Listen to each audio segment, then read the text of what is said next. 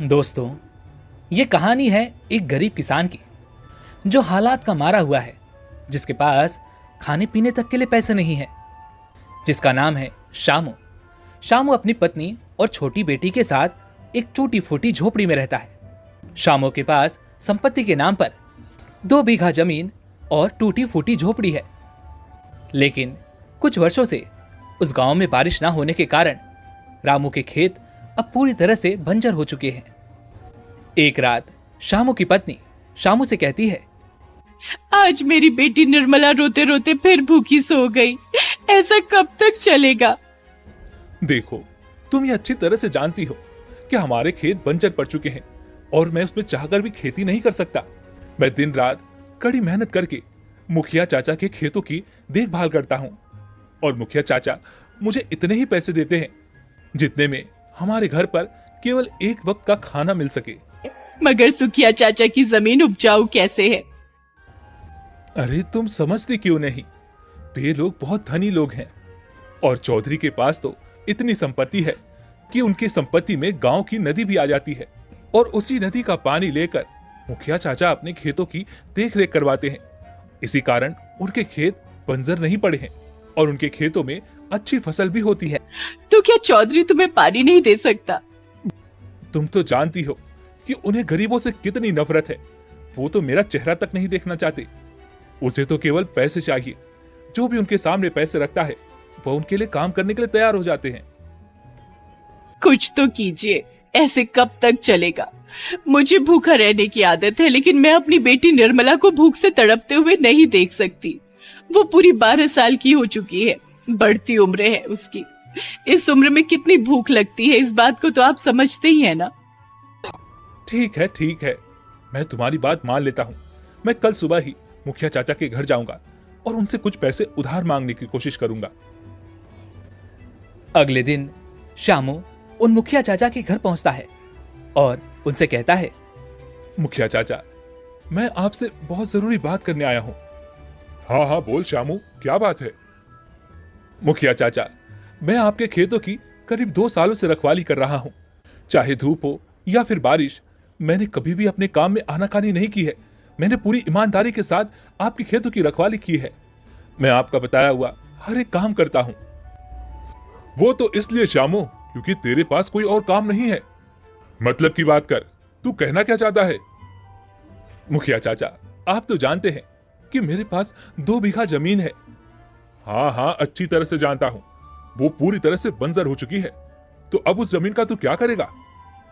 मुखिया चाचा, आपके यहां पर जो भी मैं काम करता हूं उसके लिए आप मुझे इतनी कम आमदनी देते हैं कि मेरे घर का गुजारा नहीं हो पाता। मेरे घर पर केवल 20 दिन के लिए ही राशन आ पाता है और बाकी के 10 दिन हमें यूं ही भूखे गुजारना पड़ता है। मैं और मेरी पत्नी तो भूखे रह जाते हैं, लेकिन मेरी छोटी बच्ची वो भूखी नहीं रह पाती। उससे भूख बर्दाश्त नहीं होती। इसीलिए मैं आज आपके पास आया हूं। यदि आप मुझे 20,000 रुपए उधार दे दे तो मैं आपका एहसान कभी नहीं भूलूंगा। शामू, तेरा दिमाग तो नहीं खराब हो गया? तुझे पता भी है 20,000 रुपए कितने होते हैं? वैसे तू इन 20,000 रुपए का करेगा क्या? मुखिया चाचा, मैं उन 20,000 रुपयों से शहर जाकर कुछ अच्छे बीज लाऊंगा और चौधरी साहब से कहकर अपने खेतों के लिए पानी भी ले लूंगा और उससे मैं खेती करूंगा। अपनी 2 बीघा जमीन में मैं अच्छी फसल उगाऊंगा और एक एक करके आपके सारे पैसे चुका दूंगा। मुखिया क्रोधित होकर शामू से कहता है, 2 कौड़ी का इंसान अब मेरी बराबरी करने निकला है? तू अपने खेतों में खेती करेगा? तुझ पे रहम करके मैंने तुझे काम पर रखा ताकि तू मेरे खेतों का ख्याल रखे और उसके बदले मैं तुम्हें कुछ पैसे दे दूं। और अब तू मेरी बराबरी करने निकला है? जो तूने मुझसे 2,000 रुपए उधार लिए थे वो तो तू आज तक दे नहीं सका और चला है 20,000 रुपए उधार लेने। निकल जा यहां से, वरना धक्के देकर निकाल दूंगा। मुखिया चाचा ने शामू को अपमानित करके काम से निकाल दिया और शामू रोता हुआ अपने घर लौटा। शामू के चेहरे पर वो उदासी देखकर उसकी पत्नी सब कुछ अच्छी तरह से समझ चुकी थी कि तभी वहां पर गांव का एक व्यक्ति अनिल आ पहुंचा, जो बहुत पढ़ा लिखा और बहुत ही समझदार था और वह अपने कामों के लिए अक्सर ही शहर में रहता था। क्या हुआ शामू, क्या बात है? तुम इस तरह से क्यों उदास हो? अनिल, मैं तुम्हें क्या बताऊं? तुम तो मुझे जानते ही हो मेरी आर्थिक स्थिति के बारे में तुम्हें अच्छी तरह से पता है, इसीलिए मैंने मुखिया चाचा से 20,000 रुपए उधार मांगने की कोशिश की थी, लेकिन उन्होंने तो मुझसे मेरा काम तक छीन लिया और धक्के मार के मुझे वहां से निकाल दिया। अरे श्यामू भैया, आपको मुखिया चाचा के पास जाने के लिए किसने कहा था? वह तो बहुत ही अत्याचारी और क्रूर है। उनका उठना बैठना तो चौधरी जैसे लोगों के साथ है। वो भला आपकी मदद क्यों करेंगे? आप तो जानते ही हैं कि वो गरीबों से कितनी नफरत करते हैं। वो आपकी मदद क्यों करेंगे? यदि आपको पैसे चाहिए ही थे तो आप मुझसे कहते, मैं सरकार से आपको वो पैसे दिलवा देता। चलिए कोई बात नहीं, मैं अब भी आपको वो पैसे सरकार से दिलवा दूंगा। बस उसके लिए आपको मेरे साथ चलना होगा। लेकिन अनिल, मेरे पास तो अब कुछ भी नहीं बचा, मैं गिरवी क्या रखूंगा? अरे श्यामू भैया, आप सरकार की स्कीमों के बारे में नहीं जानते। सरकार किसानों के लिए तरह तरह की स्कीमें निकाल रही हैं। और अच्छी बात तो यह है कि जो 20,000 रुपए मैं आपको दिलाने वाला हूं, वो 20,000 रुपए आपको सरकार को लौटाने की जरूरत भी नहीं है। अनिल की यह बात सुनकर श्यामू और श्यामू की पत्नी बहुत खुश हो गए और अगले ही दिन अनिल श्यामू को लेकर सरकारी बैंक पहुंचा और वहां से उसने श्यामू को 20,000 रुपए दिलवा दिए। श्यामू वो पैसे लेकर घर लौट आया। ये देखो शर्मिला, मैं पैसे ले आया। अब इन पैसों से मैं शहर जाकर कुछ अच्छे बीज लाऊंगा और चौधरी साहब से कह के उनकी नदी से कुछ पानी भी ले लूंगा। अब से मैं खेतों में खूब मेहनत करूंगा और अच्छी फसल उगाऊंगा।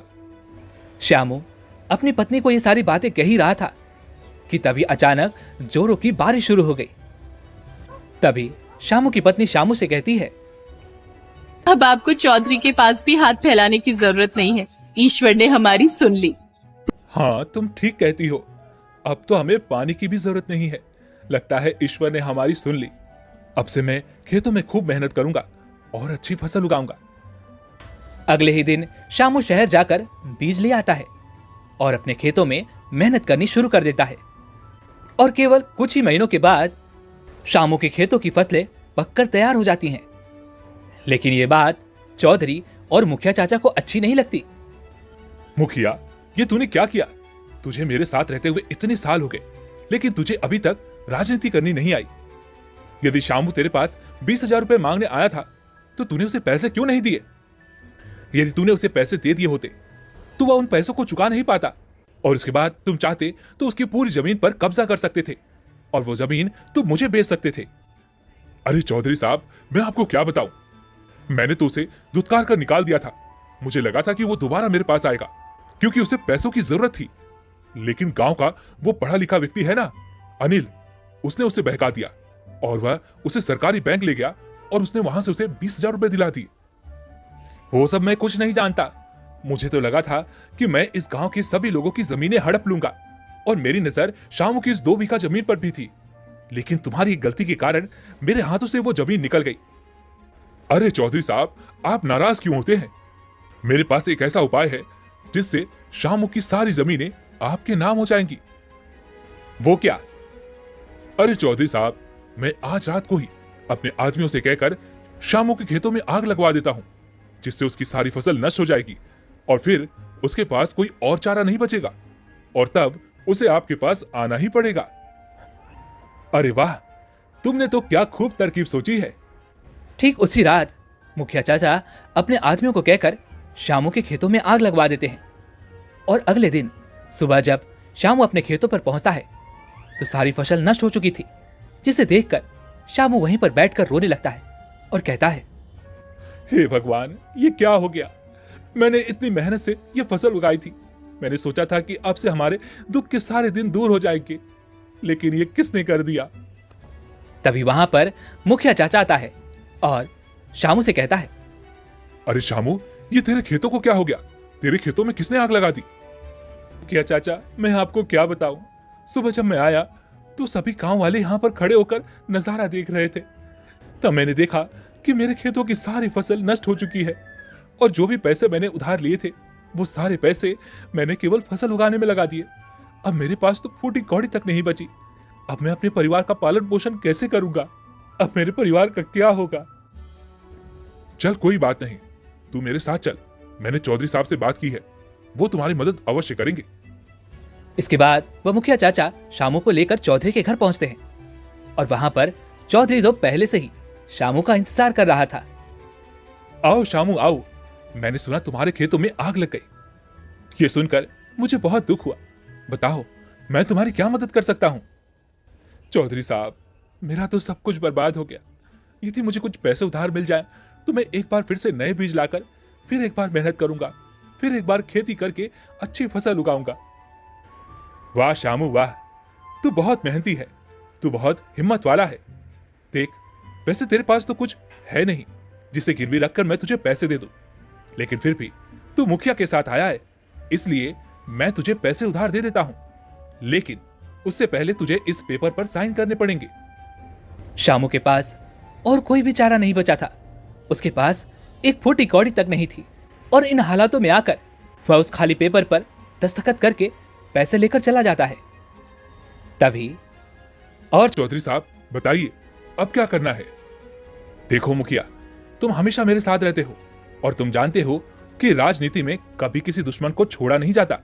इसने तो खुद ही अपनी 2 बीघा जमीन मेरे नाम कर दी है, लेकिन अनिल इसका बहुत अच्छा दोस्त है और वह सरकारी दांव पे जानता है। इसलिए जिस प्रकार तुमने इसके सभी फसलों को नष्ट किया, ठीक उसी तरह से तुम्हें इसे और इसके पूरे परिवार को खत्म करना होगा, वरना यह हमारे लिए बहुत बड़ी मुश्किल खड़ी कर सकता है। इसलिए जैसे तुमने इसके खेतों में आग लगवाई थी, आज रात को इसके घर पर भी आग लगवा दो।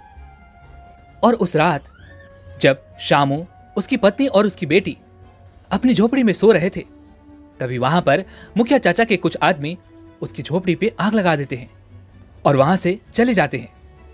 और उसी वक्त अनिल शहर से लौट रहा था और जब उसने शामू के घर पर आग लगी हुई देखी तो वह तुरंत ही शामू के घर दौड़ा और जैसे तैसे उसने किसी तरह से शामू और उसके पूरे परिवार को बचा लिया और उन्हें अपने घर ले गया।